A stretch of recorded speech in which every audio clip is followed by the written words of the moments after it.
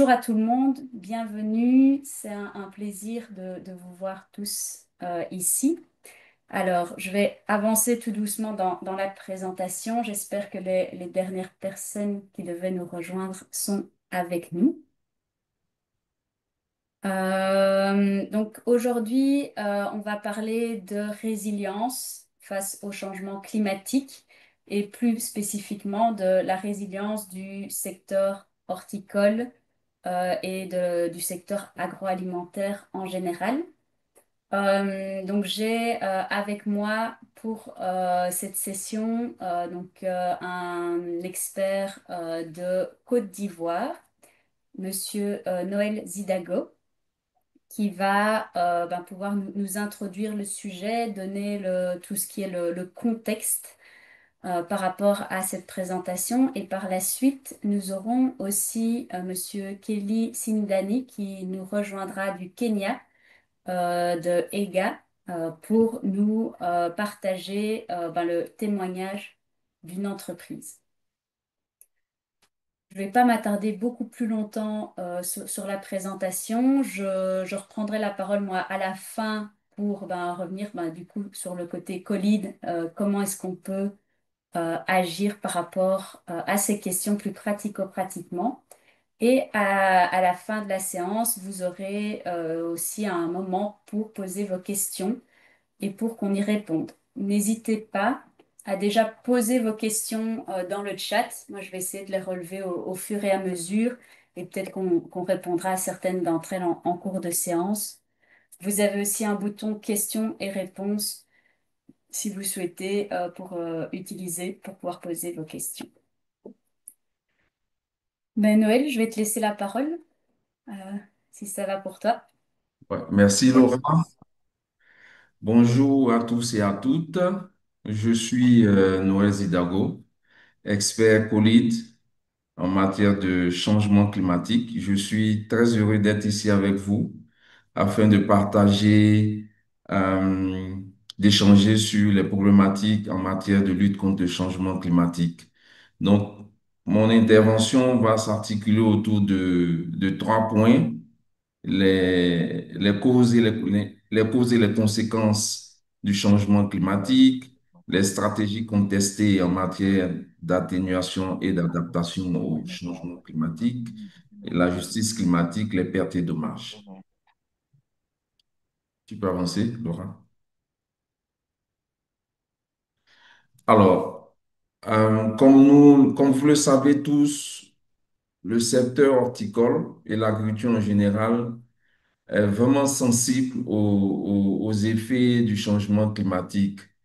Aujourd'hui, nous constatons que de nombreuses entreprises horticoles de fruits et légumes ont de nombreuses problématiques en matière de productivité, d'accès au marché, de biodiversité et de sécurité alimentaire à cause des phénomènes de changement climatique. Et cela a un impact considérable sur votre business parce que de plus en plus, il est difficile de prévoir les récoltes, il est difficile de maîtriser la problématique de l'eau, d'avoir une meilleure gestion de la santé des sols. Et on se retrouve confronté également à des problèmes de problématiques de maladies et de ravageurs. Diabo. Alors, donc, toute notre chaîne de valeur composée de producteurs, de productrices, deviennent de plus en plus vulnérables. Vos entreprises, groupes, associations, coopératives et les PME se retrouvent de plus en plus vulnérables dans la chaîne de valeur et cela entraîne des manques de ressources, les informations climatiques qui devraient nous être fournies sont ne sont pas toujours évidentes pour nous permettre de nous adapter aux effets du changement climatique.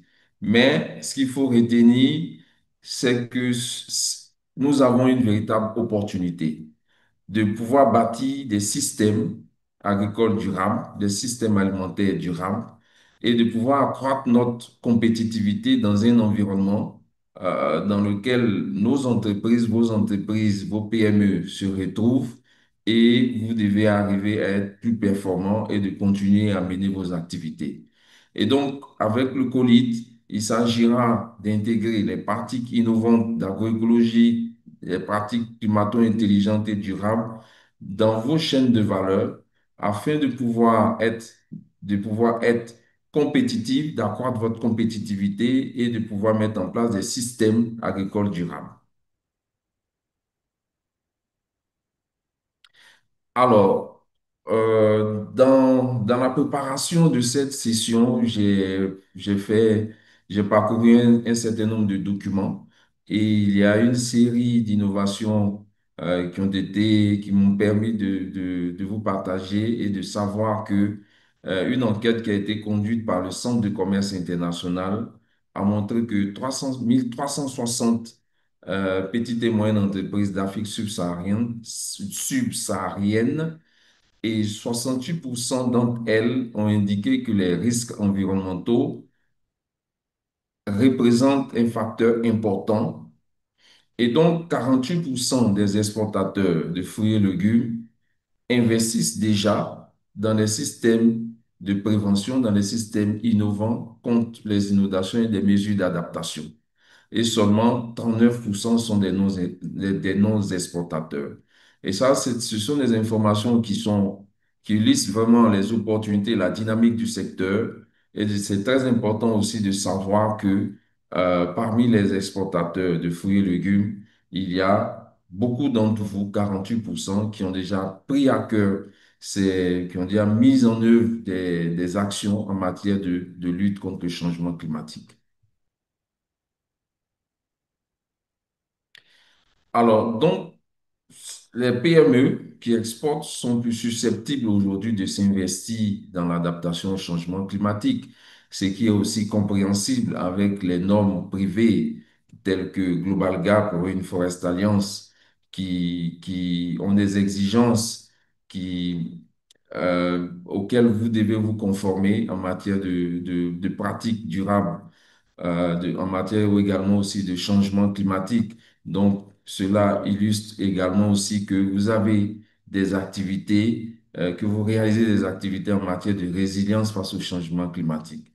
Donc, le changement climatique est une réelle problématique parce qu'elle affecte votre chaîne de valeur et ce qu'il faut savoir et ce qu'il est très important de retenir, c'est qu'il y a des opportunités et des innovations qui existent auxquelles vous devez en tenir. Vous devez, si vous ne le faites pas déjà, en tenir compte et l'intégrer dans votre business model afin de pouvoir retirer tout ce qui est peut-être des opportunités et pouvoir monter des projets, réaliser des activités qui peuvent servir à votre entreprise. Ok. Ok, Noël, si vous permettez, c'était une très bonne introduction. J'ai demandé dans le chat aux participants s'ils constatent déjà les effets du changement climatique dans leur secteur, à leur niveau, parce que nous savons qu'il y a des gens qui sont climato-sceptiques, qui ne croient pas au changement climatique. Et je me posais la question, est-ce que vous pourriez partager avec nous dans le chat tous ceux qui participent à un séminaire, quels sont les effets du changement climatique que vous constatez déjà pendant que Noël continue la présentation? Je te rends la parole. Désolée, Noël, c'est parce que peu de personnes répondent aux questions dans le chat pour l'instant, donc je vous laisse soulever la question. Je te rends la parole. OK, tu peux avancer. Oui. Alors, donc c'est vraiment de vous outiller en matière de lutte contre les changements climatiques. Et donc, les causes et les conséquences de ce changement climatique, c'est ce que nous allons voir maintenant. Effectivement, il y a certaines personnes qui sont encore des climato-sceptiques. Mais ce qu'il faut savoir, on va donner quelques définitions clés, notamment la météo. Comme on le sait tous les jours, que ce soit à partir de notre smartphone, de nos montres connectées intelligentes, à partir de la télévision, nous avons chaque jour le temps qu'il fait. Le temps est beau, il fait chaud, il pleut. Donc, tous ces éléments constituent la météo qui nous permet d'avoir la température, l'humidité, les précipitations, le vent. Et on a la possibilité, à travers les outils que nous avons, de pouvoir nous informer régulièrement. Donc, c'est vraiment des informations à court terme ou à moyen terme. Et cependant, le climat, quand on parle de climat, il s'agit à moyen et à long terme des conditions météorologiques dans une région, généralement sur plus de 30 ans. Alors, lorsqu'on parle de conditions de changement climatique, ça sera vraiment les conditions météorologiques qui deviennent différentes à moyen et à long terme. Et c'est là toute la problématique sur laquelle nous devons véritablement réfléchir. Et donc là, tu peux continuer.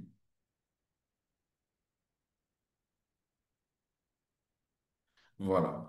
Et donc aujourd'hui, c'est, ce changement climatique entraîne des problématiques. Et les causes, ce sont des émissions de gaz à effet de serre. Et vous voyez sur ces images des causes de déforestation, des facteurs naturels tels que les éruptions volcaniques, et également aussi les usines, les grandes usines que nous avons dans nos pays qui font des dégagements de CO2 dans l'atmosphère et qui sont les causes de ce changement climatique-là.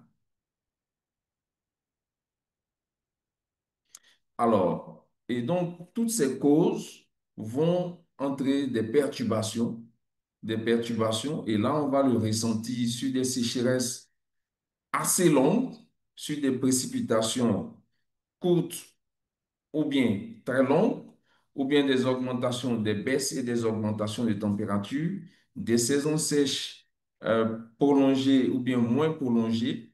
Et donc, nous le ressentons ici, spécifiquement en Côte d'Ivoire, par exemple au niveau des entreprises qui sont dans le secteur des fruits et légumes, par exemple la mangue, l'ananas ou bien le piment, la tomate. On se retrouve avec des périodes de sécheresse ou bien qui sont assez longues et donc qui vont entraîner des chutes de fleurs. Et donc, par conséquent, au moment où la production doit être disponible pour ces entreprises, on se retrouve avec très peu de fruits. Et vraiment, c'est comme ça que les effets se ressentent au niveau de ces entreprises. Les cycles des cultures deviennent beaucoup plus courts ou bien longs et cela cause véritablement des problèmes pour nos entreprises et donc une baisse de la production et donc les commandes qui sont passées par les clients ne peuvent être respectées. Et également aussi, il y a dans l'environnement de ces entreprises, nous ne sommes pas seuls, nous sommes plusieurs pour le produit.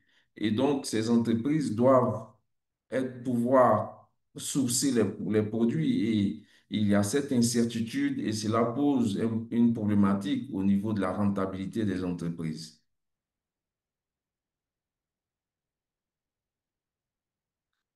Alors, donc, comme conséquence, la main-d'œuvre se fait de plus en plus rare. Ici, par exemple, nous constatons que les jeunes et les femmes sont, étant donné de la rareté et de la baisse de rentabilité des entreprises, les entreprises ne peuvent plus suffisamment embaucher des jeunes et des femmes et donc ils sont obligés de se déplacer pour aller chercher euh, du boulot dans d'autres organisations ou bien trouver d'autres opportunités ailleurs. On constate aussi des baisses, des problèmes, des problématiques d'accès à l'eau. Et ça, c'est une véritable préoccupation parce que lorsque les campagnes doivent se faire, l'eau qui constitue la ressource qui permet de pouvoir faire le lavage des fruits et des légumes est de plus en plus rare. Et donc, cela constitue aussi de véritables problématiques pour les entreprises en matière de qualité sanitaire des fruits qui doivent être emballés, stockés et exportés. Et donc, cela, on va entraîner une véritable pauvreté et donc de véritables problématiques pour nos entreprises. Oui. Et c'est peut-être que le, j'aurais, enfin non, je ne dis le, peut-être que le, l'iceberg aurait dû être dans l'autre sens parce que finalement, c'est peut-être la conséquence finale du changement climatique, cette augmentation de la pauvreté. Oui, Je me permets d'interrompre parce qu'il y a beaucoup de témoignages très intéressants aussi dans le chat. Donc, les participants expliquent un peu les effets qu'ils ont pu observer. Bon, on a Monsieur Zanamwe qui note ben, des vagues de chaleur, des inondations, régime pluviométrique variable. Monsieur Sindani qui est avec nous et qui parlera aussi plus amplement plus tard, donc qui parle des conditions imprévisibles, mhm, sécheresse, inondations, plus de ravageurs et de maladies. On a aussi Monsieur Traoré qui nous dit il y a un rallongement de la période de la saison des pluies pour lui et une quantité plus importante de pluie, ce qui a beaucoup d'impact sur la production de sésame. On a aussi des témoignages de producteurs de cacao ben, qui indiquent ils ont dû travailler sur plus d'ombrage, en mhm, particulier au niveau de la pépinière, mhm. et que ça a eu des résultats apparemment fantastiques. Donc ce serait effectivement, tu disais Noël, une source d'innovation, d'opportunité d'améliorer la façon de faire. C'est un très bon exemple dans ce sens-là. Et puis alors, il y avait encore juste un dernier point, parce que je ne vais pas les faire tous, mais Monsieur Sikombe d'Ouganda qui nous disait qu'en en janvier, février, mars, il a fait beaucoup plus chaud et que l'année dernière, ben, du coup, ils avaient perdu un demi-hectare d'avocats. Et donc cette année, ils ont essayé d'être prêts, mais malgré tout, trois de leurs barrages ont manqué d'eau. Donc on voit qu'effectivement, tout le monde souffre des conséquences de ce changement climatique. Voilà. Merci Laura pour ce retour. Euh, Ça me conforte effectivement que nous sommes dans un environnement de connaisseurs et également nous voyons les problématiques de nos organisations, les PME. Euh, alors, donc, ce qu'il faut savoir aujourd'hui, c'est que on parle beaucoup en matière de lutte contre le changement climatique, de stratégies contrastées d'atténuation et d'adaptation. Et ce sont ces notions que nous allons voir parce qu'elles sont très importantes et elles doivent vous guider dans la conduite de vos actions au sein de vos organisations. Alors, il y a dans ce tableau, euh, dans la première colonne à gauche, les caractéristiques, dans la deuxième colonne, les stratégies d'atténuation qui permettent de réduire les causes changement climatique. Donc, on parlait tout à l'heure de gaz à effet de serre, de déforestation, de catastrophes naturelles.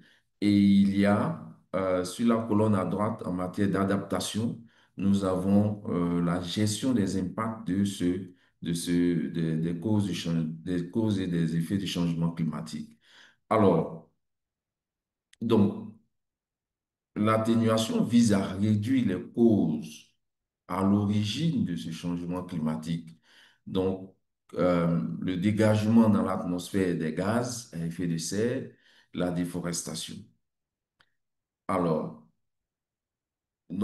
l'objectif pour nous sera de travailler beaucoup plus en amont, donc en mettant en œuvre des pratiques qui viseront à réduire les émissions de gaz à effet de serre et donc à augmenter la séquestration du carbone.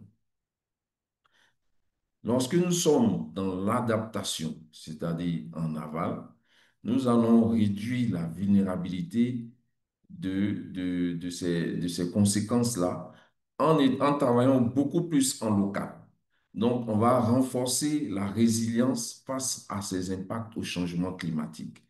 Donc, on va plus agir en focus sur la source du problème et en adaptation, nous allons agir sur les conséquences du problème. Et les exemples que nous pouvons prendre, ça sera par exemple de réduire l'usage d'engrais azotés, donc utiliser beaucoup plus des engrais organiques, euh, utiliser des énergies renouvelables, donc la gestion des effluents, des déchets que nous avons au niveau de nos organisations. Donc, les entreprises aujourd'hui ont d'énormes quantités de déchets. Lorsque je vois des entreprises, par exemple, de la mangue à l'export, qui ont d'énormes quantités de déchets qui sont dans les exploitations agricoles, ou également qui proviennent des unités de conditionnement de mangue. Il y a d'énormes quantités de déchets. On prend l'ananas également. Il y a également aussi d'énormes quantités de déchets. Et ces déchets doivent être valorisés pour obtenir, par exemple, du biogaz ou bien du digesta, qui sont des formes d'engrais qui peuvent être réutilisés. Et donc, nous allons travailler aussi sur l'efficacité énergétique, l'agroforesterie dont un des participants donnait tout de suite les effets bénéfiques. Donc, avec les pépinières, le planting des arbres d'ombrage qui vont permettre de pouvoir lutter, de séquestrer le carbone et donc d'offrir aussi, de protéger aussi nos cultures. Et donc, ça, c'est vraiment les actions d'atténuation que nous devons faire en amont. Mais cependant, en aval, en local, il faut que les producteurs, les organisations puissent être formés, puissent utiliser des pratiques innovantes telles que l'utilisation de variétés résistantes face à la sécheresse, des techniques d'irrigation modernes, économes en eau, la diversification des cultures, des sources de revenus. Donc, il faut permettre en même temps, face aux chocs climatiques qui peuvent exister, de pouvoir diversifier, donc d'avoir d'autres opportunités. Au cas où on a une attaque sur une culture, on peut euh, se rabattre sur l'autre culture. Il faut aussi que vous puissiez mettre en place un système d'alerte climatique qui vous permette d'avoir des informations sur le climat. Et aujourd'hui, cela relève d'une problématique parce que les entreprises, les producteurs n'ont pas les informations adéquates sur les variabilités en matière de climat. Et c'est très important parce que si nous prenons par exemple la lutte contre les nuisibles, donc les maladies et les ravageurs, il y a cette modification du climat qui fait que on ne peut plus réaliser les traitements phytosanitaires comme avant. Donc, il faut avoir ces informations en matière de système d'alerte pour moi, cela représente des opportunités pour lesquelles vous pouvez être accompagné. Il y a aujourd'hui l'assurance climatique qui vous permet de pouvoir, en termes d'adaptation, qui vous permet de pouvoir protéger vos cultures. Et donc, quand on souscrit à ces assurances climatiques, nous avons nos exploitations agricoles qui, face à des, à des chocs qui peuvent arriver, nous peuvent permettre de pouvoir sécuriser les producteurs et pouvoir sécuriser aussi notre production. Donc, ce sont des éléments qui sont très importants. Alors, euh, l'atténuation vraiment vise les, les effets de lutte contre le changement climatique à long terme, donc des bénéfices globaux, tandis que l'adaptation, c'est vraiment du court et du moyen terme, c'est vraiment local et les bénéfices sont locaux et régionaux. Et lorsque vous êtes en train de mettre en œuvre des actions en matière de lutte contre le changement climatique, il faut que ces deux actions d'atténuation et d'adaptation soient prises en compte parce elles sont complémentaires et elles se renforcent. Il n'est pas possible que, on fasse uniquement que de l'adaptation sans pouvoir travailler en local. Voilà, donc c'est vraiment ce schéma synoptique que nous souhaitons que vous puissiez véritablement aller avec parce que ce sont des notions de stratégie, d'adaptation et d'atténuation qui doivent être les fils conducteurs aujourd'hui de nos pratiques en matière de lutte contre le changement climatique. Merci Noël. Avant de changer de slide, je me permets de faire à nouveau un petit retour sur ce qui se passe dans le chat. Donc je posais aussi la question, ben voilà, vous avez témoigné des défis auxquels vous faites déjà face par rapport au changement climatique. Qu'est-ce que vous avez déjà observé dans vos régions? Donc, Noël, ici, explique les différences entre l'atténuation, l'adaptation et finalement toutes les sources d'opportunités et d'innovation que ce défi du changement climatique représente. Donc, n'hésitez pas à partager dans le chat vos expériences. Je vois que Monsieur Paul Sikombe explique notamment comment ils ont mis en lien des producteurs avec des institutions de finances vertes. Je ne suis pas tout à fait sûre de comment traduire en français.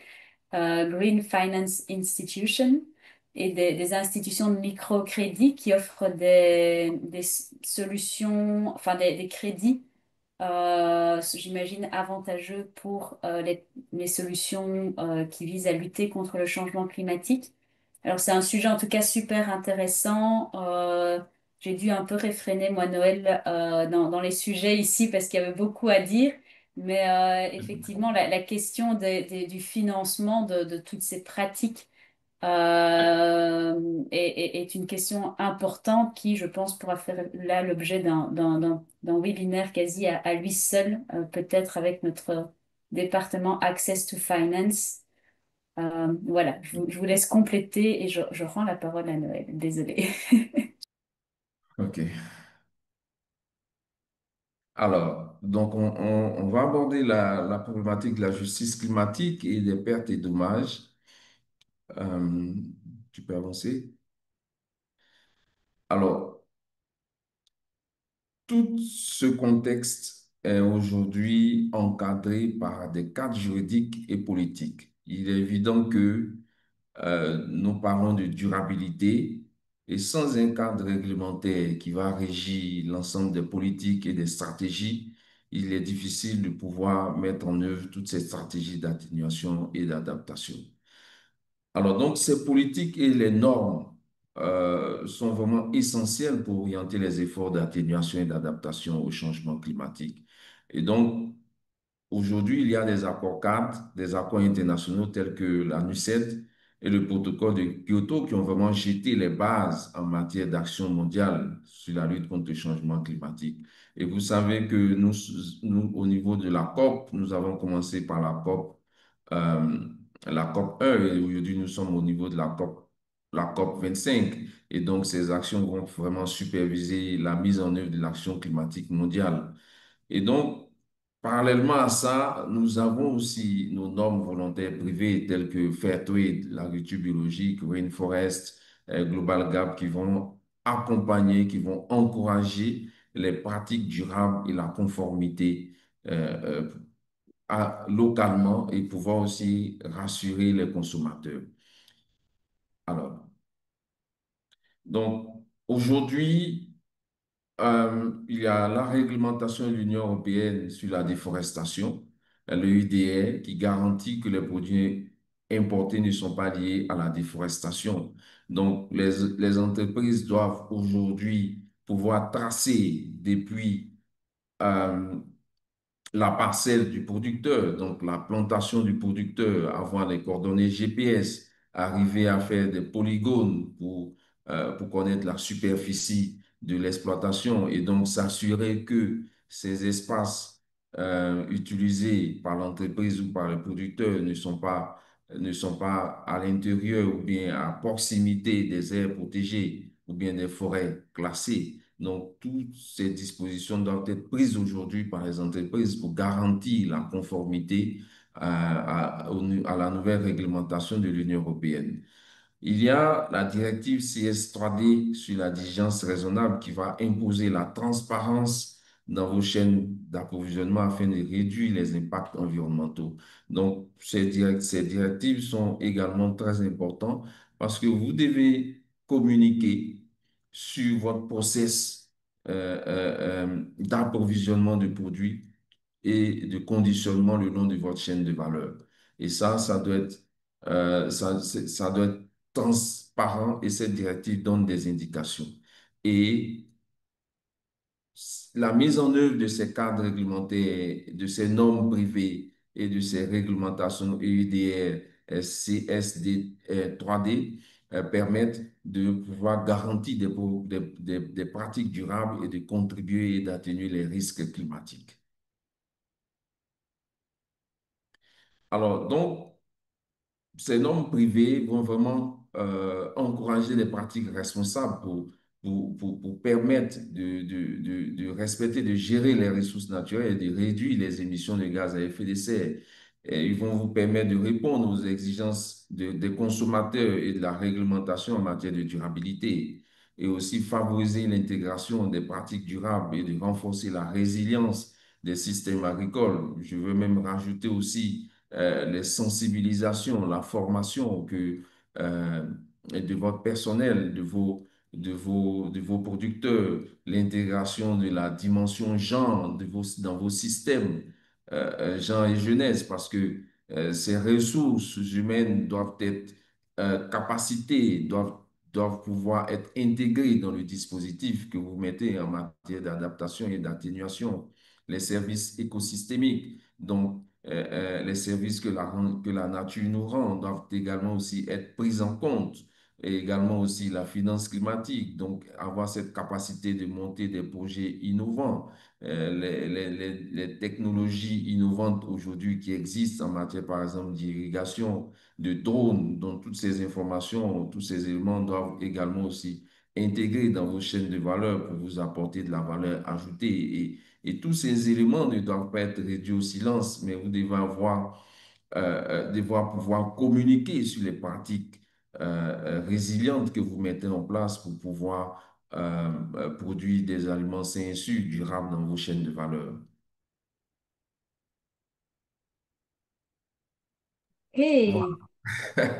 Ok, great, Noël. Merci, Noël. On va bientôt passer effectivement à la partie de Monsieur Zindani. Je vais arrêter le partage quand même une petite minute, pour qu'on prenne le temps de respirer là-dessus, parce qu'il y a plein de choses super excitantes dans le chat aussi. Je pense qu'effectivement, ici, tu as mentionné dans les points importants, au-delà des innovations à mettre en place, ben, c'est quelque chose qu'il faut faire tous ensemble et pas seul dans son coin. C'est l'occasion pour les petites, moyennes entreprises d'être le moteur de ces innovations, d'être des, des, des cas inspirants et d'inspirer la communauté par rapport à tout ça. C'est l'occasion d'inclure effectivement tout le monde, les jeunes, les femmes, et puis les plus anciens aussi, qui ont aussi toute cette expérience. On reviendra sur tous ces points-là aussi, comment ça se met aussi dans l'approche du Covid. Je prends aussi Monsieur Alpheus, ben, qui explique il met plus l'accent sur la recherche, effectivement, et ils font plus d'essais sur différentes techniques. Donc, effectivement, il y a beaucoup de choses à tester et à découvrir. Et c'est important de partager ces informations et de les diffuser c'est ça, de faire en sorte que tout le monde puisse contribuer. qui est un euh, gestionnaire technique de African Grower Fresh Products au Kenya et il a quelques histoires très intéressantes à nous présenter. Monsieur Sidani, sans plus attendre, je vous cède la parole et votre présentation devrait apparaître à l'écran dans les prochaines secondes. Il fait fort chaud en Belgique en ce moment et mon ordinateur est en train de clamser littéralement. Donc voilà. Donc Monsieur Sidani, vous avez la parole. Très bien. Bonjour à tous. Bonjour, bon après-midi pour ceux d'entre vous qui se trouvent en Afrique de l'Est, comme moi-même. Je m'appelle Kelly Sidani. Je travaille pour East African Growers Fresh Produce Limited, une société qui a commencé ses activités en 1960 et sur les marchés locaux. Mais notre société s'est développée. Maintenant, nous exportons Ceci dit, notre exploitation concerne les fleurs, les fruits, les légumes et notre maison mère se trouve à l'aéroport international Jomo Kenyatta à Nairobi. Nous avons 50% dans notre base d'agriculteurs qui font euh, euh, qui sont qui produisent des brocolis, des haricots, des pois mange-tout, des pois sugar snaps, du maïs miniature, des pois de jardin.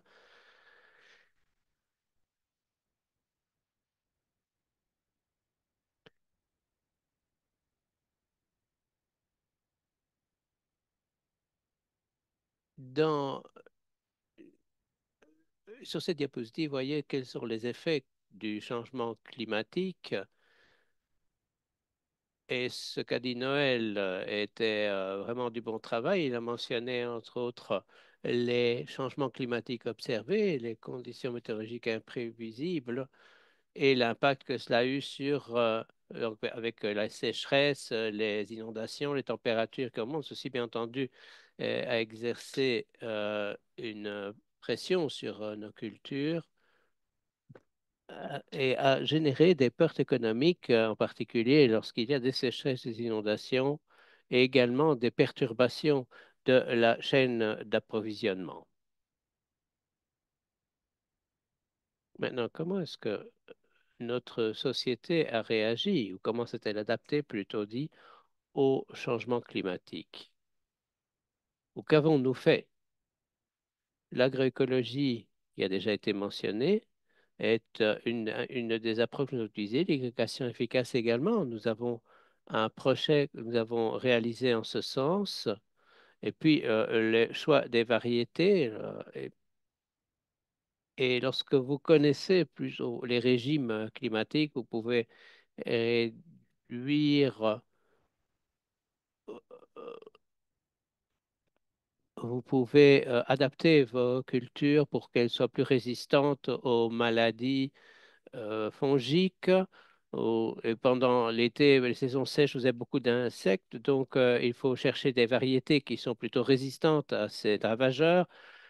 Et donc, le type, donc l'agroforesterie, évidemment, nous l'utilisons également. Et le type de soutien sur lequel on peut compter, c'est par la collaboration avec le colis, c'est bien entendu les outils de Fit for Market.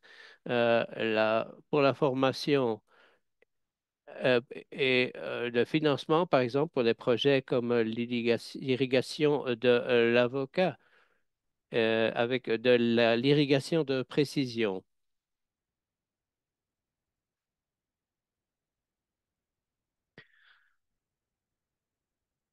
Alors, quels sont les résultats et les avantages que nous avons obtenus? Nous avons pu observer une augmentation et une amélioration de la production, de productivité, donc, pour ce qui concerne nos légumes et nos fruits, bien sûr, pour la qualité également, comme j'ai expliqué au début, le choix des variétés est important, la qualité s'est améliorée et les revenus également. Nous avons pu augmenter notre bourse d'emploi, si on veut, et sur, si et nous avons pu suivre les commandes grâce à la valeur ajoutée de nos produits. Alors, quel est le conseil que je peux donner aux acteurs de notre secteur?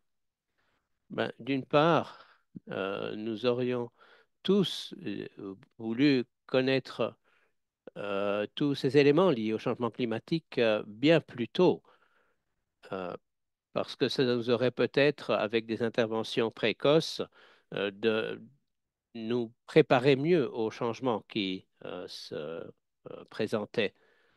Et puis, euh, nous, je pense que favoriser les partenariats euh, serait favoriser le partenariat entre les PME, les financiers, les agents gouvernementaux, et ceci pour que les gens puissent mieux connaître les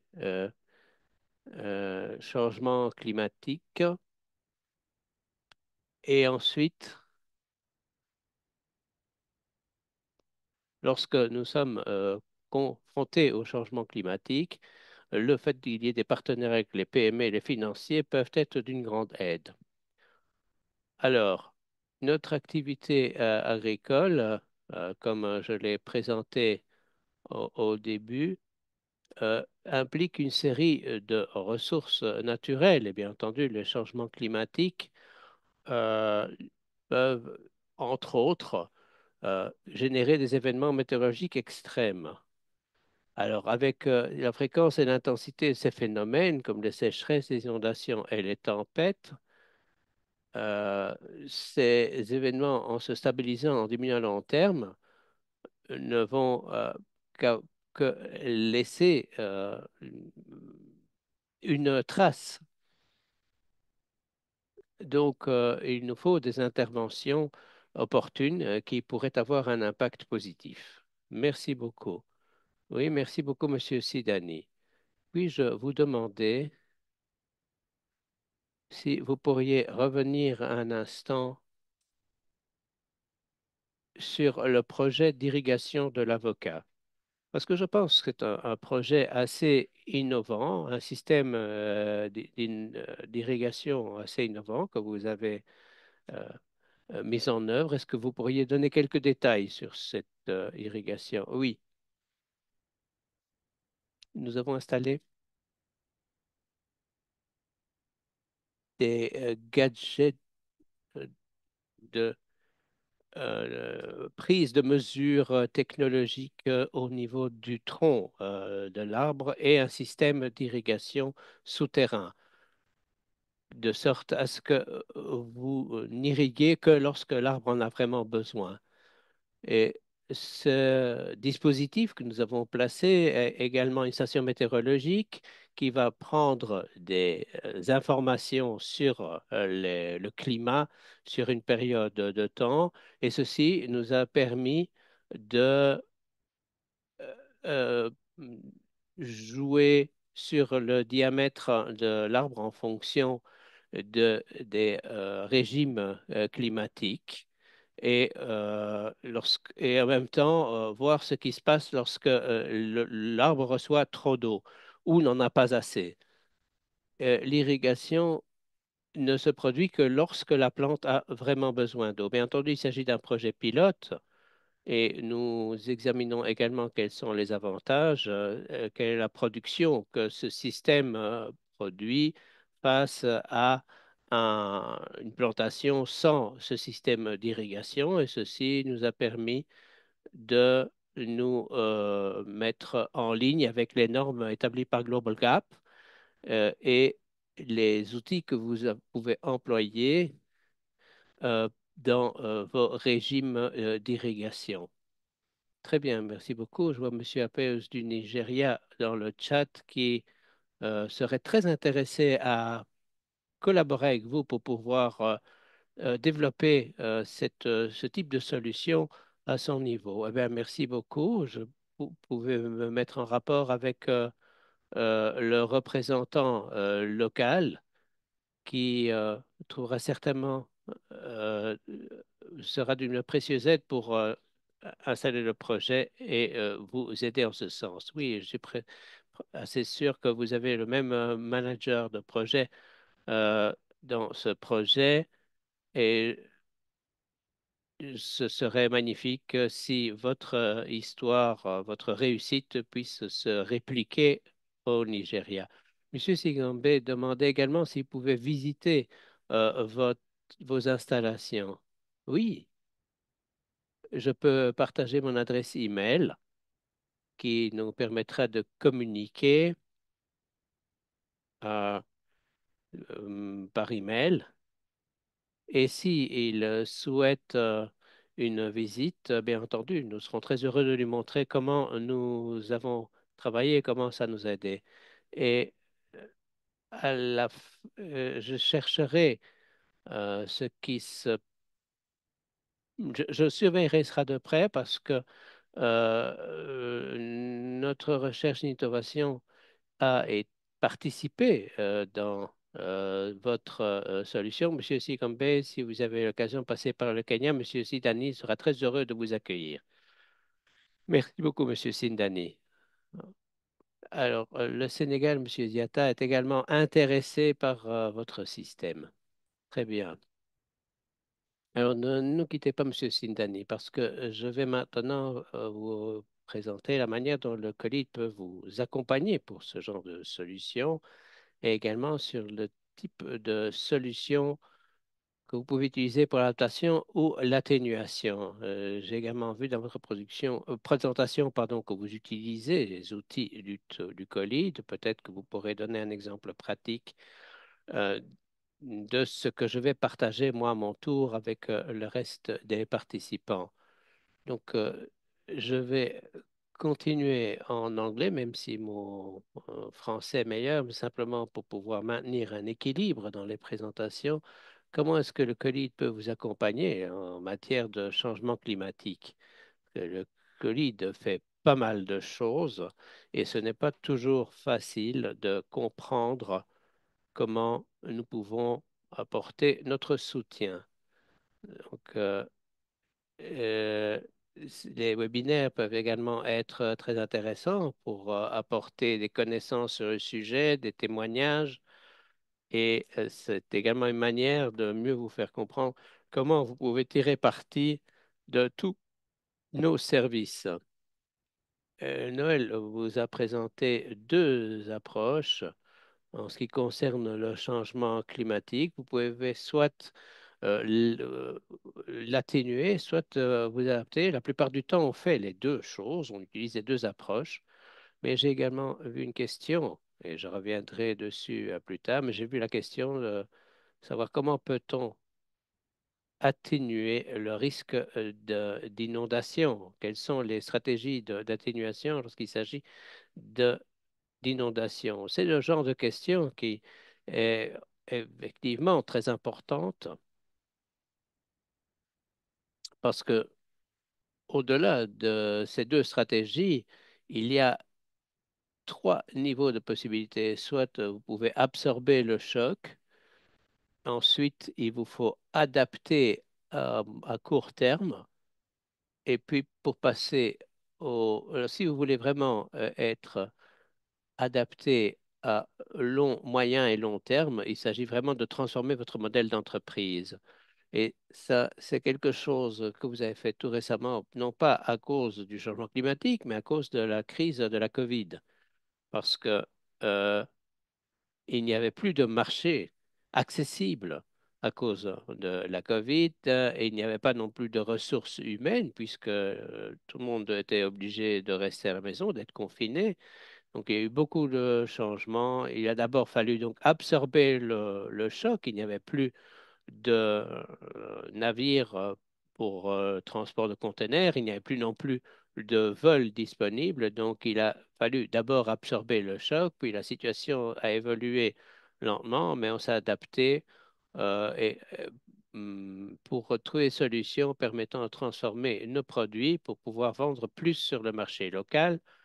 Puis, nous avons géré, nous avons révisé notre manière de traiter les choses en, en coulisses pour le bien-être de nos employés. Il y avait énormément de choses à s'adapter.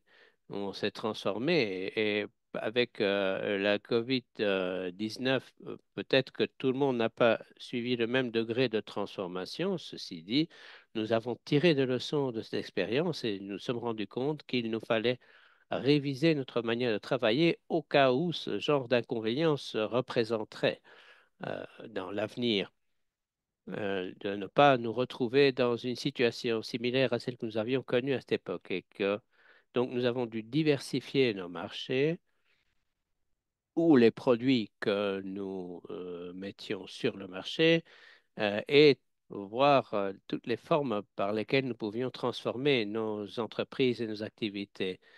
Je dirais que pour le Covid, pour l'adaptation, on est passé de travailler au bureau au faire du télétravail.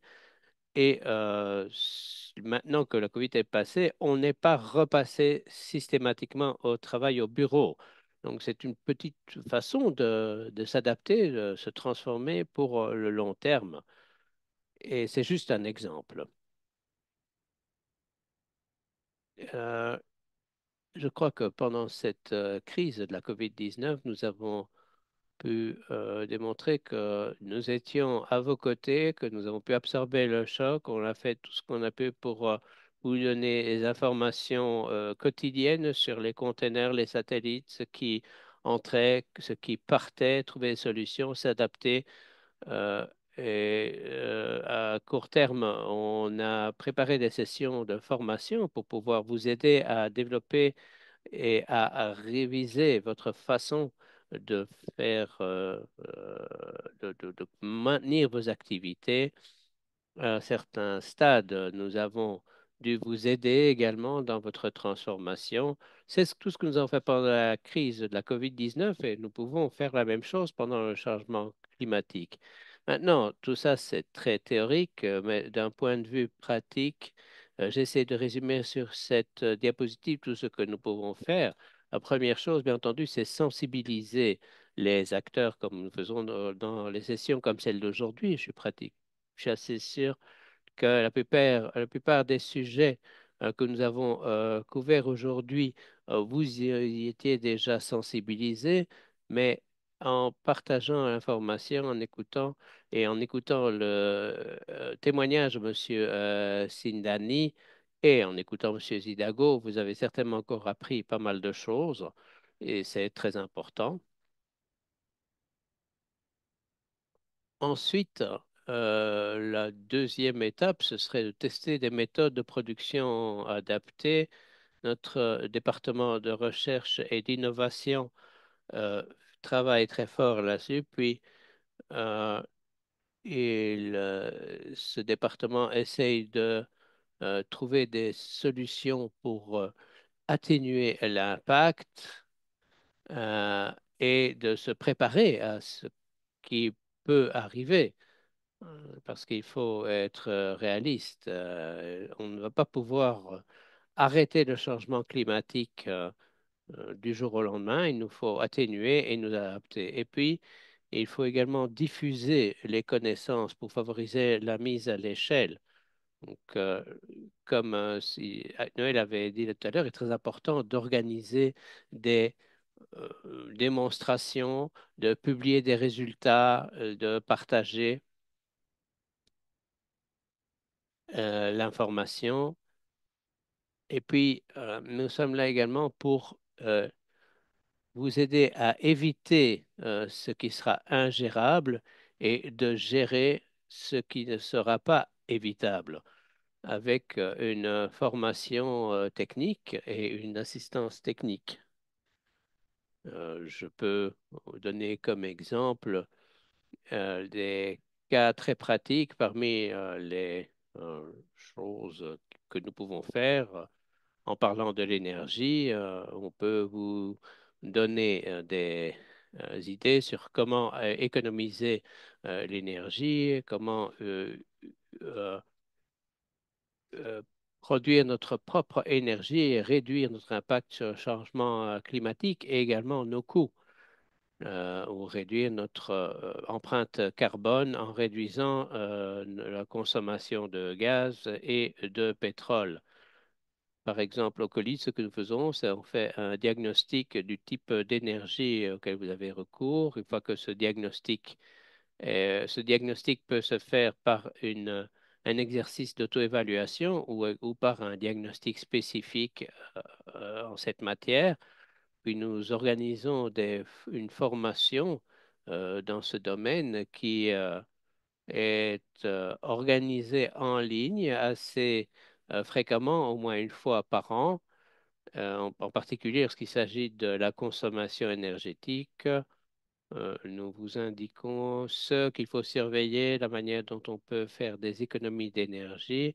Et après cette formation, nous donnons toujours notre aide post-formation, c'est-à-dire que vous êtes suivi après cette formation. Vous pouvez recevoir un coaching sur place si nécessaire. On peut vous aider également à développer votre propre plan d'action ou certaines activités dans votre plan d'action. C'est juste un exemple des choses que le COLID peut faire.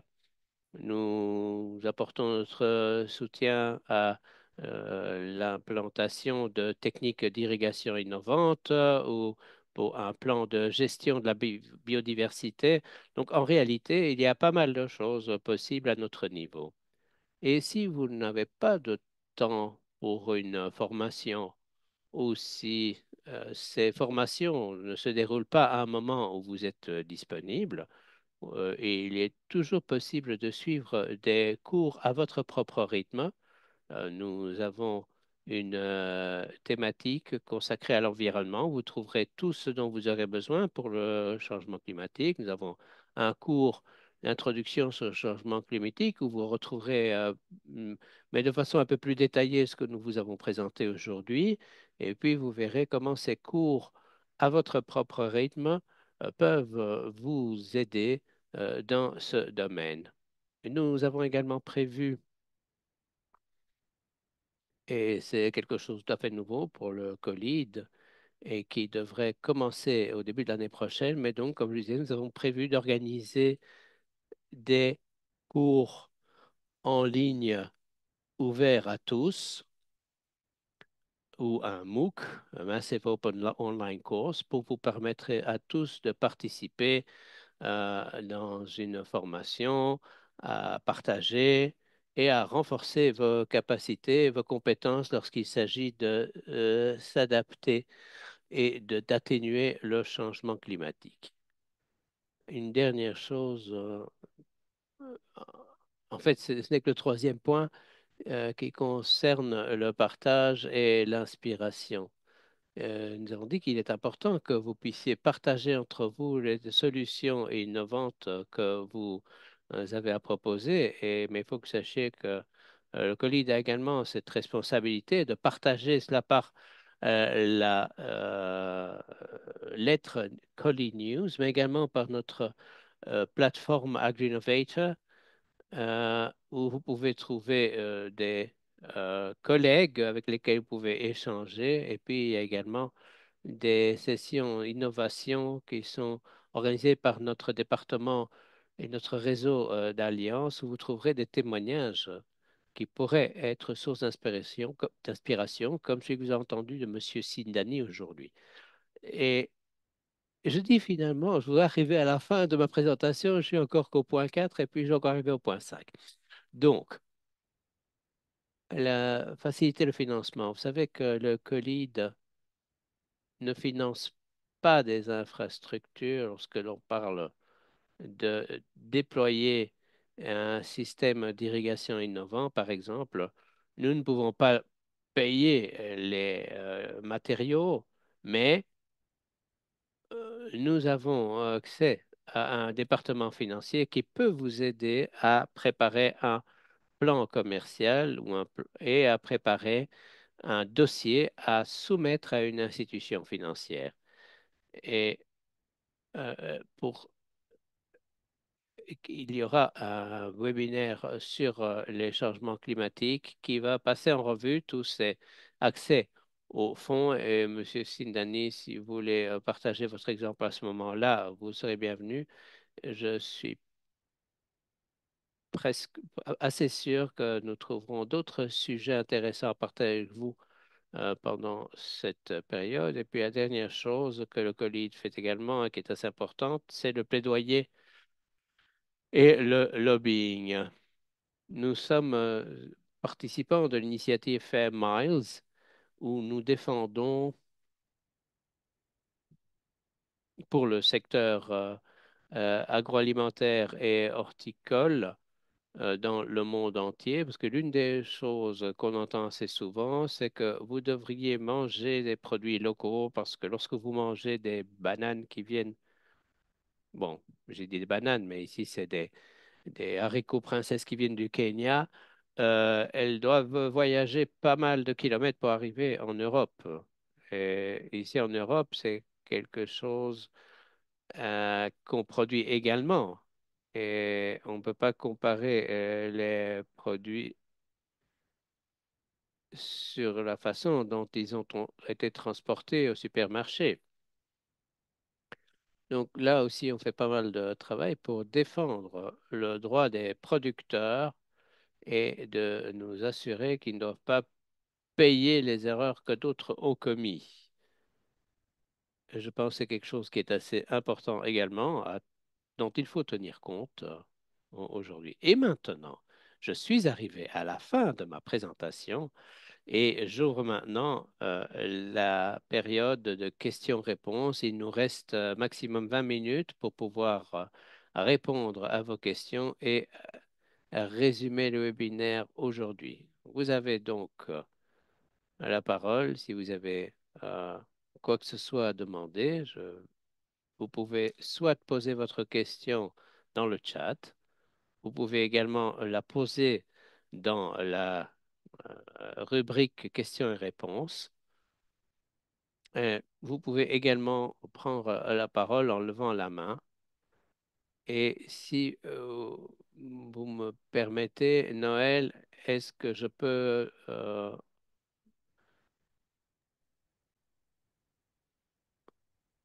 vous demander quelqu'un? Est-ce que quelqu'un a répondu à Jala auparavant? Quelles sont les stratégies d'atténuation que tu aurais à suggérer quand on parle d'inondation, en fait? Et après, je donnerai la parole à Monsieur Sévior, qui a levé la main. Mais Noël, d'abord, on va Tu peux répondre à cette revenir, s'il te question, plaît, si j'ai c'est pas possible. bien saisi. Tu peux revenir, s'il te plaît, j'ai pas bien Oui, saisi. la question donc on avait de Madame ou Monsieur Adjala, c'était quelles sont les stratégies d'atténuation qu'on peut mettre en place quand on parle d'inondation, de risque d'inondation, en fait? Est-ce que tu as des recommandations? Ah, alors, c'est une question remplie de sens parce qu'elle est assez problématique parce que l'inondation, euh, elle est à régler, je dirais, euh, beaucoup plus sur des problématiques en amont qui ne sont pas toujours de votre fait et qui peuvent être s'inscrits dans une stratégie d'abord globale de comprendre qu'est-ce qui se passe en amont parce que euh, elle provient d'un endroit et elle vient inonder vos cultures. Donc ça déjà, pour moi, ça s'inscrit dans une cadre globale d'abord par rapport à la région dans laquelle vous êtes en menant des réflexions avec les autorités compétentes. Maintenant, de façon locale, en termes d'adaptation, il faut penser à des stratégies, je dirais, de, euh, d'utilisation par exemple, des haies-vives ou soit des digues ou des diguettes qui vont permettre de pouvoir gérer l'eau, un peu comme on le voit, par exemple, dans des exploitations euh, de bananes, par exemple, de bananes à l'export, par exemple, où ils ont tout un système de gestion de l'eau. Donc, c'est un peu dans ce sens-là qu'il faut véritablement prévoir. Donc, tout ce qui peut être euh, construction de digues ou bien de diguettes qui permet de pouvoir gérer cette eau, c'est-à-dire la pression de l'eau qui arrive sur vos cultures. Il faut pouvoir mettre en place des mécanismes qui vont permettre de pouvoir gérer cette eau-là. Et pour moi aussi, il faut pouvoir voir aussi avec les autorités compétentes locales. Si le problème est beaucoup plus complexe en amont, il faut voir avec les autorités compétentes pour voir qu'est-ce qui peut être fait, parce que souvent nos solutions qu'on pourrait en avoir en interne peuvent ne pas toujours pouvoir régler le problème. Il faut également aussi mettre des cultures qui permettent des cultures de couverture qui peuvent permettre de pouvoir gérer l'eau qui arrive et donc de permettre l'infiltration de l'eau au lieu de laisser, par exemple, le sol complètement dénudé. Donc, toutes ces stratégies-là d'adaptation sont vraiment des éléments qui peuvent vous permettre de pouvoir bien arriver à gérer l'eau en amont. Il y a aussi des stratégies, par exemple, comme l'agroforesterie, avec des plantes de couverture ou bien des arbres qui peuvent également aussi permettre, ou bien des haies vives qui peuvent permettre aussi de pouvoir gérer l'eau ces inondations qui peuvent arriver. Donc, voilà un peu des stratégies que je peux partager, mais c'est vraiment des stratégies intégrées qu'il faut vraiment identifier les réelles causes qui sont à l'origine et mettre des solutions qui peuvent vous permettre de véritablement de gérer l'eau. Voilà.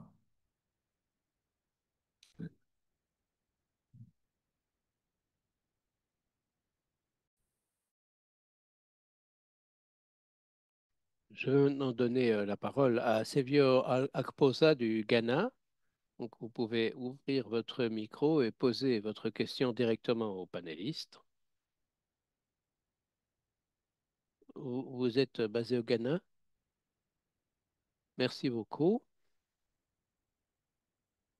Je suis très reconnaissant au COLIDE d'ouvrir notre esprit au changement climatique. Une des choses que j'ai entendues, nous sommes, nous sommes des cultivateurs et ma question,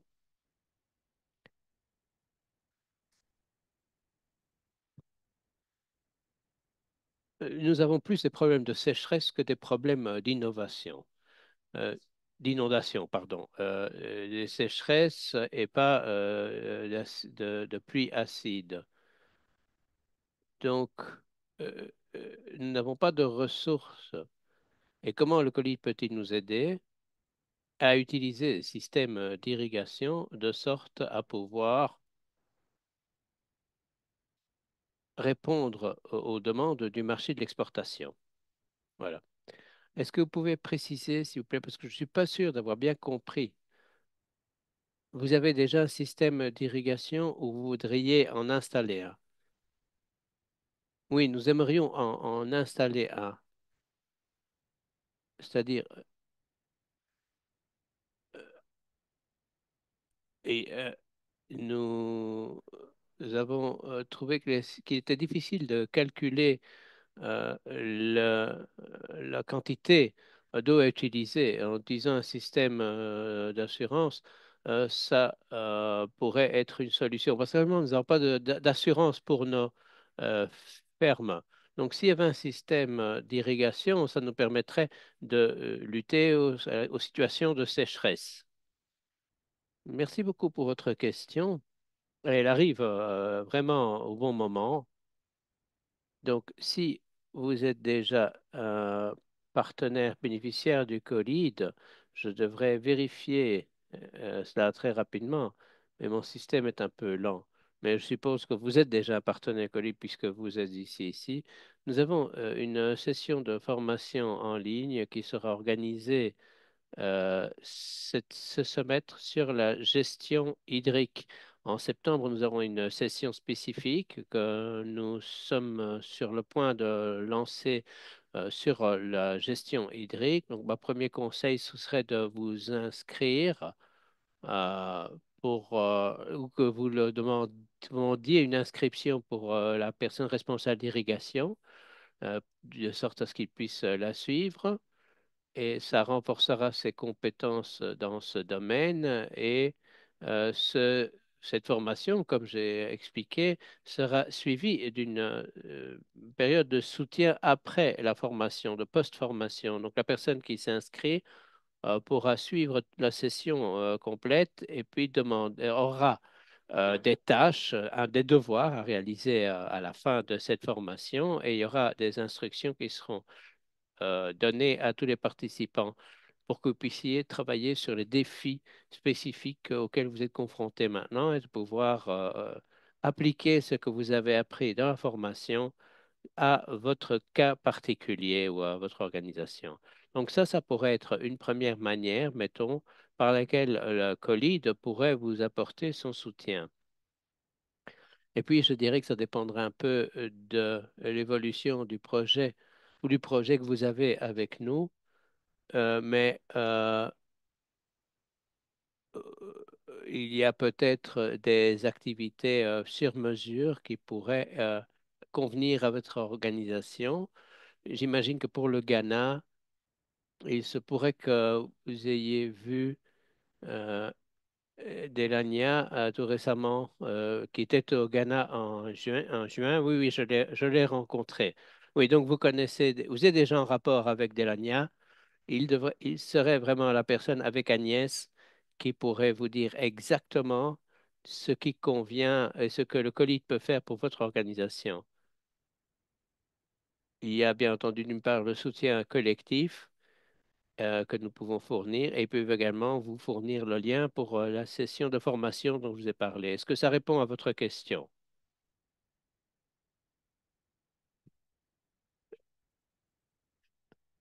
Maintenant, je vais donner la parole à Monsieur Oluyemi Alpheus du Nigeria.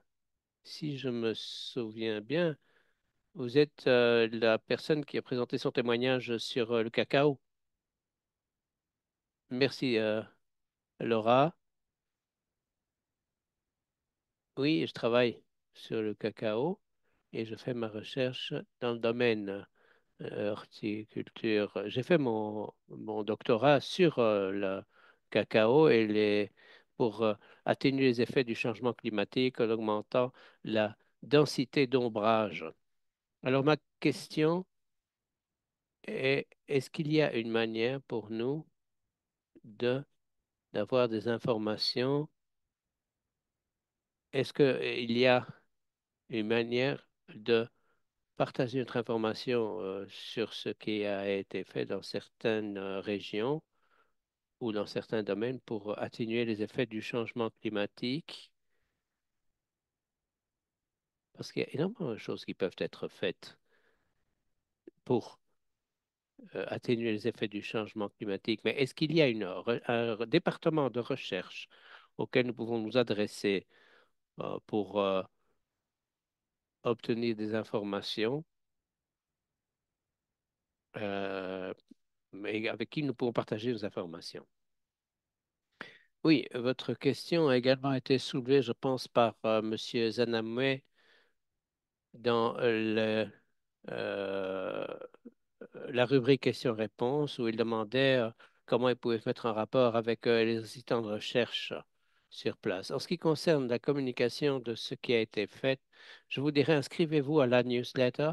C'est la meilleure manière de se tenir informé de tout ce que nous y partageons, toutes les solutions que nous avons développées. Bien entendu, je comprends que une fois qu'une solution est développée, nous communiquons à son sujet, mais pas avant que ce soit mis au point. Donc peut-être que vous voudriez savoir ce sur quoi nous travaillons en ce qui concerne la recherche et l'innovation. Je vais prendre note de cette question. Je vais voir si je peux la partager également dans l'email de suivi. Vous prenez déjà quelques informations. Et je prends note également de l'intérêt de ce sujet en matière de changement climatique. Et donc, nous sommes en train d'envisager de faire un deuxième webinaire et peut-être qu'on insistera plus sur cette partie dans le deuxième webinaire parce qu'il y a pas mal de choses qui sont effectivement réalisées par notre département recherche et innovation, mais je ne suis pas la meilleure personne pour présenter toutes ces innovations, mais je prends note de votre intérêt et nous ferons de notre mieux pour pouvoir vous envoyer un email de suivi avec davantage d'informations. D'accord? Merci beaucoup.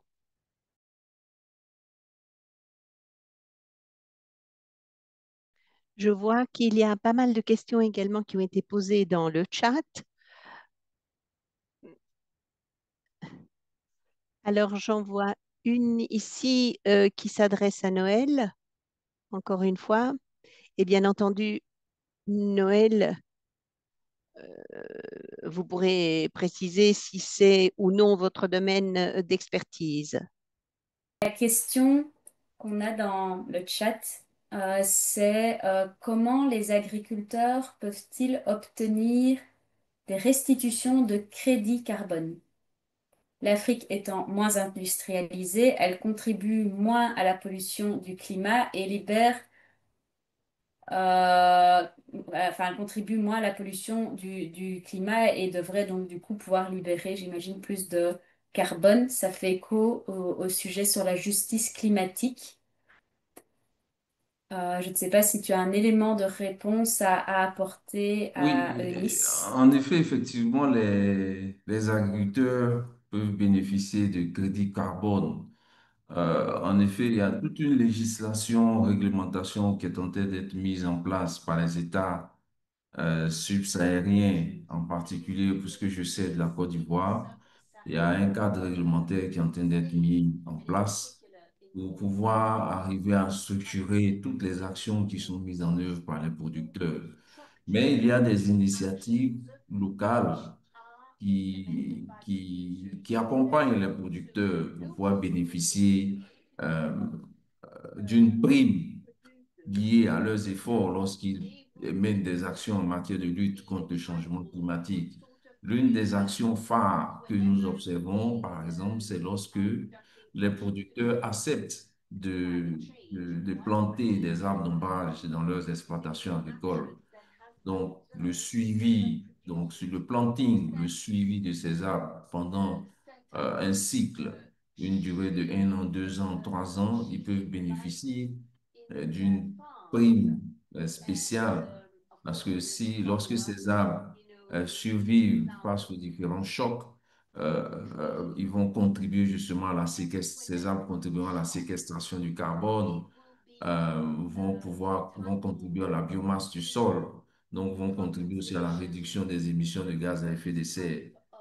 Donc, c'est toutes ces initiatives-là, des efforts qui sont mis en œuvre par les producteurs qui peuvent leur permettre de bénéficier de cette prime carbone. Et cela représente un avantage pour les producteurs aujourd'hui. Donc, c'est ce que je peux dire. Et avec cette réglementation, ce cadre réglementaire qui est en train d'être mis en place, qui va structurer tout ceci, je pense que ça pourra être bénéfique pour les producteurs dans l'avenir. Producteurs dans l'avenir. Merci beaucoup, Noël. Frédéric, je vais te donner la parole. Peut-être que tu veux complémenter. Euh, Hop, attends. Est-ce que non, je me suis trompée visiblement dans promouvoir. Pourquoi je n'arrive pas à te permettre de parler? Voilà.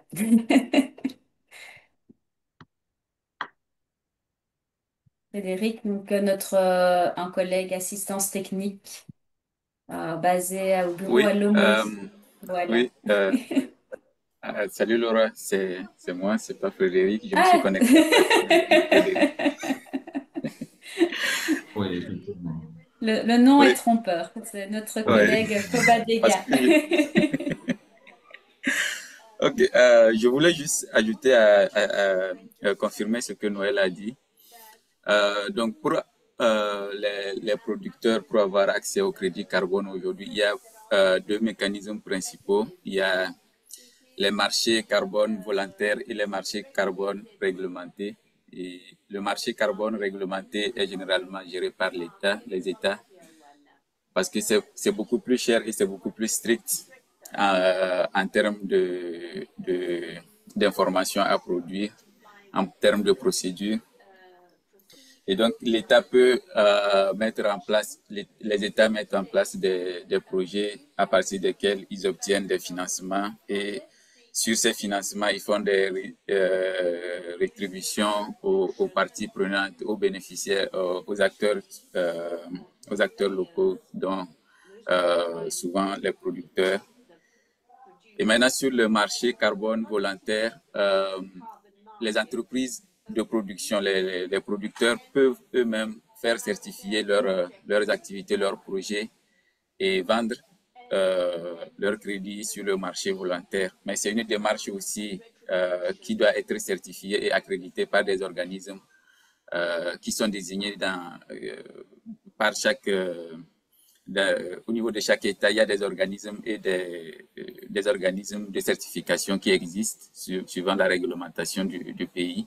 Donc, si vous vous approchez, par exemple, dans votre pays, au niveau du ministère de l'Environnement ou de l'Agriculture, souvent, vous pouvez avoir des informations sur les organismes d'accréditation pour ce genre de projet. Et il faut vous faire accompagner par un expert de certification depuis la mise en place du projet jusqu'à la certification de l'accréditation pour pouvoir vendre vos crédits carbone sur le marché. C'est un processus un peu long et un peu coûteux qui fait que ça décourage souvent les particuliers ou les petites organisations à l'entreprendre. Mais oui, c'est possible d'avoir des financements de crédit carbone, même si ce n'est pas aisé. C'est juste ce que je voulais ajouter. Merci beaucoup pour ce complément d'information, Kabadega. Je regarde les messages dans le chat. Ok. Okay, there's someone telling me there's some an ans pardon, je ne sais plus dans quelle langue je parle. Je vais essayer de me focaliser sur une. Donc, il y a des réponses qui restent, des questions qui restent sans réponse par rapport aux assurances climatiques. Oui, il y a, oh là là. Euh, à Adjala. Je peux éventuellement vous donner la parole, Adjala. Je regarde parce qu'il y a quelqu'un d'autre qui lève la main. Ah. Donc, je vais donner la parole à Christine, du coup. Pardon. Voilà. Et puis, ce sera sans doute la dernière intervention parce que je vois que l'heure tourne.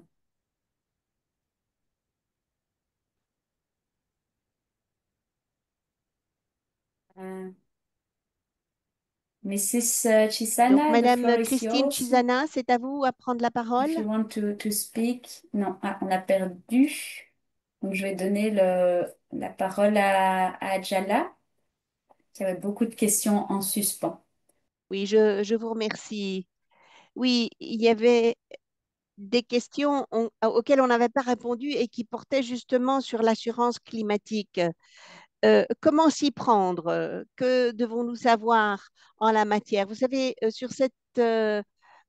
dans cette partie du monde, en tout cas au Nigeria, nous n'avons rien comme information. Alors, quelqu'un avait posé une question en ce qui concerne le problème lié aux maladies fongiques et autres ravageurs. Je peux vous dire que au Nigeria, nous avons eu un cas d'infestation d'une maladie qui affecte les tomates et qui s'appelle euh, la mineuse de la tomate. Et puis, il y a également eu une sorte de mildiou qui affecte le gingembre. Alors, voilà, euh, on se demande, nous, d'où viennent ces ravageurs? Quels sont les volumes qui ont un tel impact sur nos récoltes? Malheureusement, les pesticides qui sont utilisés ne sont pas efficaces. En fait, ce type de ravageurs, ce type de nuisibles résiste aux pesticides. Alors, il y a un type d'huile sur lequel on est en train de travailler et qui pourrait être plus efficace pour lutter, et c'est une forme de pesticide biologique. Puis, je pense qu'il faut encourager les exploitations verticales et hors sol. Nous savons que la Chine, par exemple, est un des plus gros pollueurs, émetteurs de gaz à effet de serre.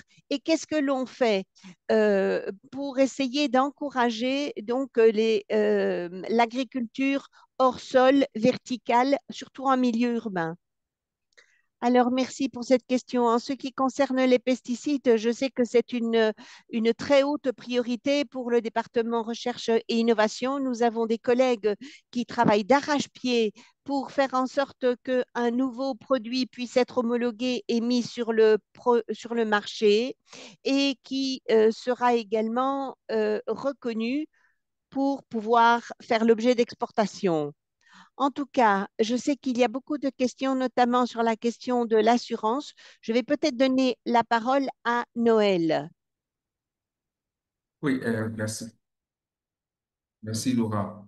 Effectivement, c'est bien, c'est une thématique qui est assez récente, euh, qui je sais qu'il est beaucoup utilisé au Kenya, mais par contre, chez nous, la filière dans laquelle, chez nous en Côte d'Ivoire, dans la filière dans laquelle des initiatives ont commencé à être menées, c'est la filière du café cacao.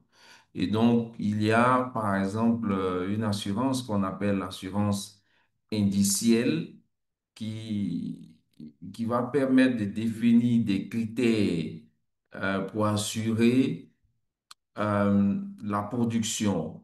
Donc, le producteur assure sa production et il subit des chocs climatiques tels que la sécheresse, il peut bénéficier de cette assurance-là. Donc, voici un peu, mais il y a par exemple des assurances basées sur le rendement qui va par exemple indemniser l'agriculteur si le rendement réel n'est pas atteint et c'est calculé sur la base des rendements historiques moyens.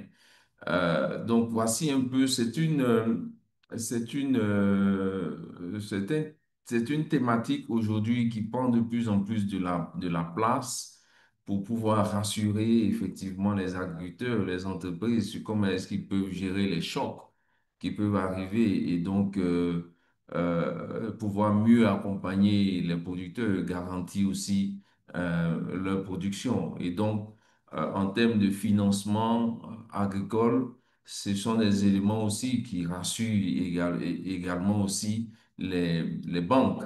Les banques qui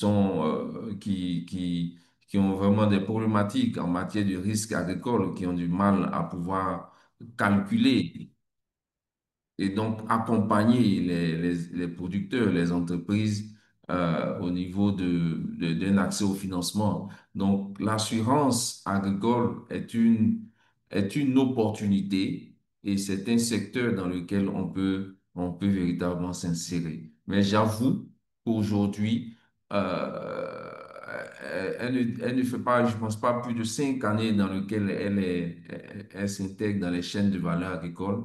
Et il y a beaucoup de paramètres à maîtriser pour arriver à mettre un bon schéma et qui va, pour lequel les différentes parties prenantes pourront véritablement bien s'insérer. Donc, c'est vraiment en termes d'expérience aujourd'hui et de pouvoir bien décrire les différents paramètres à prendre en compte. Mais c'est une véritable opportunité.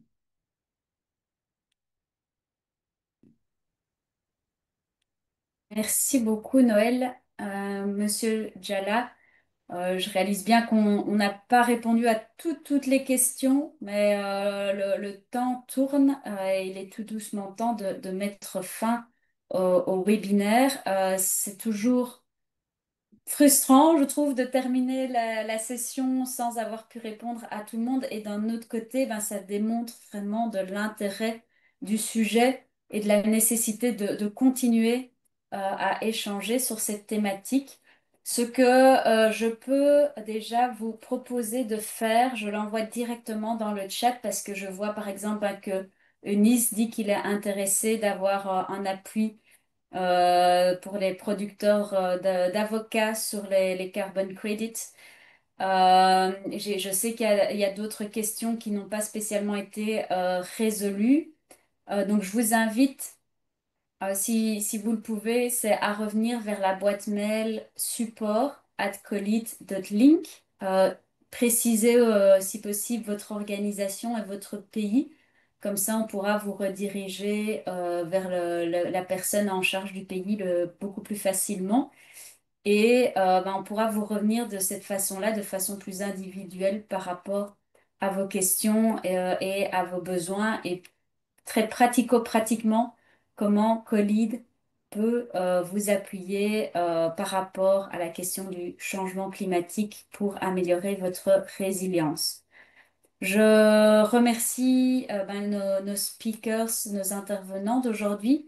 Merci beaucoup à Noël Zidago et à Kelly Sindani pour leur partage. Merci aussi ben, à Sylvia et Joseph qui ont été nos interprètes pour la session aujourd'hui et qui vous ont permis de suivre nos échanges en anglais ou en français selon votre langue de préférence. Et encore un tout grand merci à vous tous pour votre intérêt.